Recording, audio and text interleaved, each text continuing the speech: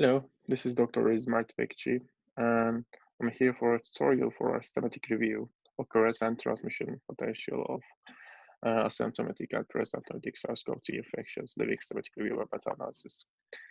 So for this tutorial, we're gonna focus on secondary attack rate and modeling studies.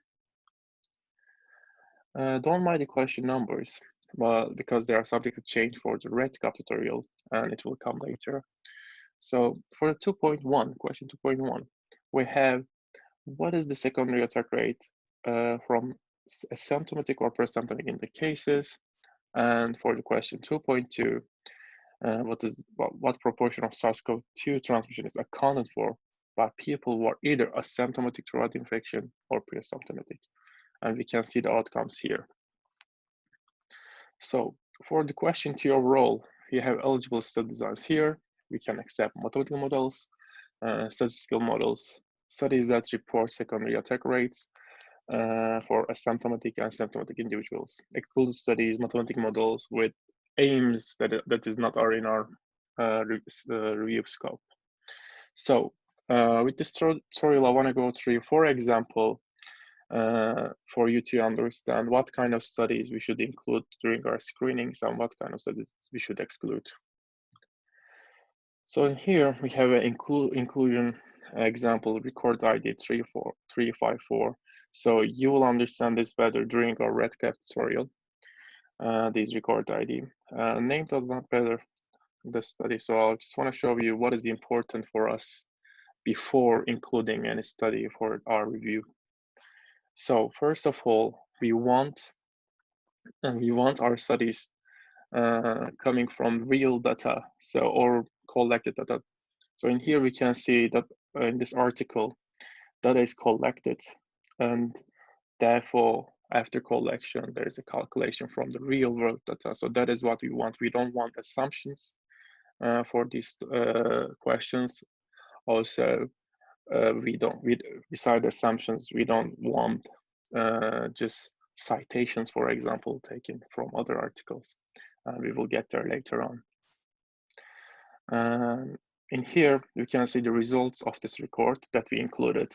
So we can see symptomatic cases exposed 210, confirmed cases 34, pre-symptomatic 11, asymptomatic 4, no confirmed cases. So we can actually calculate from here, from this information, secondary attack rates for symptomatic cases, pre-symptomatic cases, and asymptomatic cases. And we can also look at for relative risks.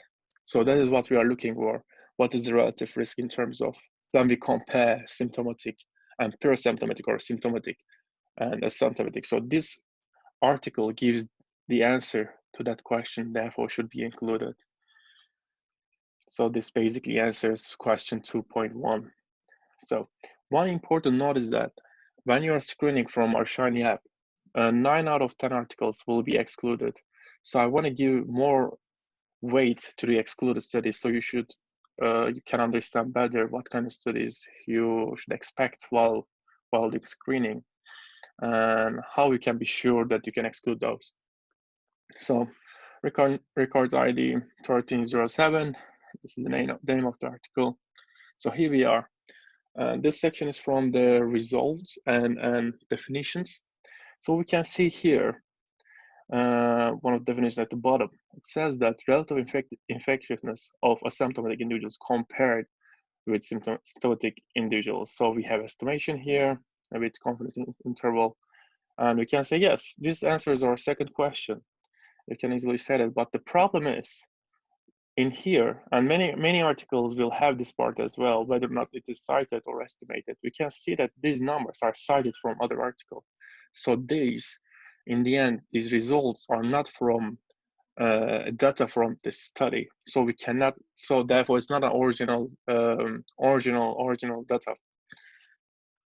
So therefore, we cannot accept this article in our review because the place that we are interested is already cited from somewhere else. It's a good practice that take a look at the 12, citation number 12, so that we can see whether or not that cited article is part of our review. Like, did we actually catch that during our scoping review, and did we maybe this article gives the information that we are looking for. So it's a good practice to check whether or not where that they get this information. So maybe we will include this study, the cited study, instead of the study that we are looking at. Another common mistake, I would say, so most of the modeling studies, and we can see somewhat similar in 2020, record title 2206. We can see here somewhat similar of an example. So most of the mathematical modeling studies, they don't really, I don't want to say most, but yeah, like substantial proportion of it have these graphs like this. So imagine this, like instead of daily, that's like it's mentioning daily cases from asymptomatics or daily cases symptomatics, and these are maybe, I don't know, like different parameters.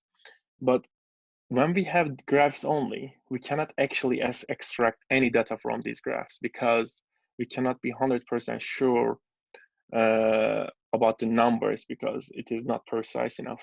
So in this case, we have to say there is no extractable data for us, and we have to exclude these kind of studies that only gives graphs and estimations. So these should be excluded in the end.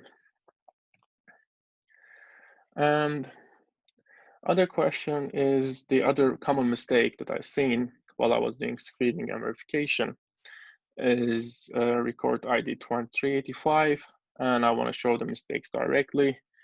So here we see in the description of values and parameters, we can see that there is one parameter which is very interesting, proportion of asymptomatic. So this question actually answers our question number 1 instead of the question number 2.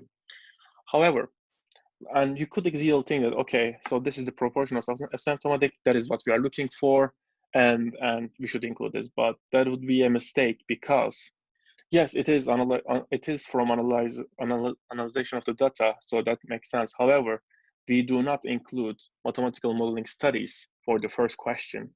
We only we include other like cohort studies or case control studies, but not mathematical modeling studies.